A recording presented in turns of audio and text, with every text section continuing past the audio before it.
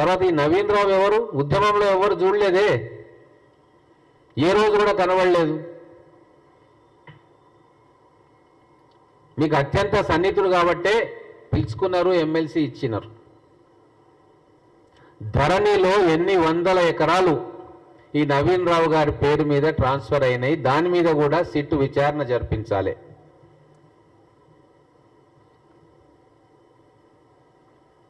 ఆయనకు లాభం అయ్యింది కాబట్టే కోట్ల రూపాయల పెట్టుబడి ఈ ఫోన్ ట్యాపింగ్ ఇండస్ట్రీ కోసం నవీన్ రావు గారు పెట్టింది నిజమా కాదా అనేది సిట్టు విచారణ చేయాలి.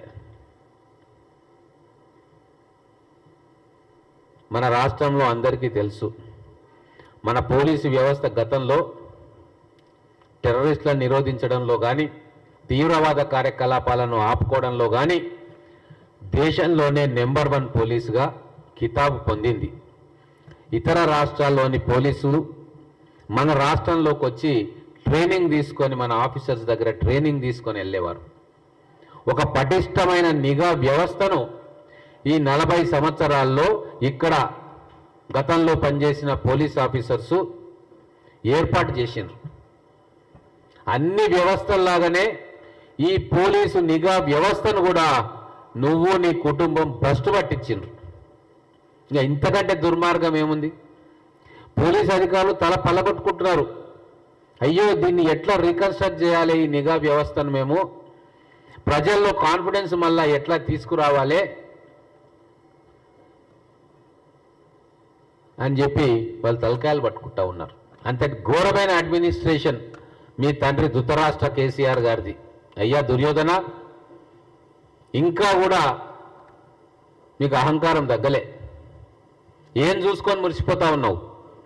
నీ కాంట్రిబ్యూషన్ ఏంది తెలంగాణలో? తెలంగాణ ఉద్యమంలో నీ కాంట్రిబ్యూషన్ ఏది? మేమందరం ఉద్యమంలో పనిచేసిన వాళ్ళమే. ఏ రోజైనా రూపాయి ఖర్చు పెట్టినావా?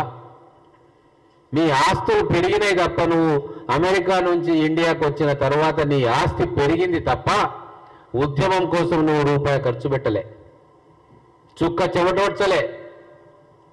ఉద్యమకారులుగా మాలాంటి వాళ్ళం కదా, వీధుల్లో రోడ్ల మీద తిరిగినాం, అడవుల్లో పోయి సభలు ఏర్పాటు చేసినాం, ఎక్కడనో పండుకున్నాం, కింద నేల మీద వండుకున్నాం కదా. ఏ రోజైనా నువ్వు నీ హంసతూలికా తల్పం నుంచి దిగినవా? నీ ఇన్నోవా కారు ఇంకా పెద్ద పెద్ద కార్ల నుంచి దిగినవా? చెమట చుక్కనైనా, ఒక్క చెమట చుక్కనైనా రాల్చినవా? డైరెక్ట్గా నువ్వు వచ్చి ప్రధాన